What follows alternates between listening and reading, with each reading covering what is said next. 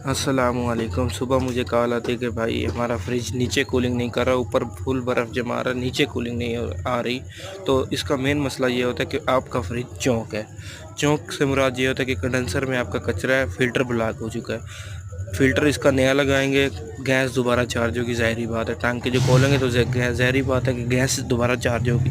जब आप फ़िल्टर नया लगाएंगे, इसे वॉश करेंगे कंडेंसर को, ये मसला आपका हल हो जाएगा चौक वाला।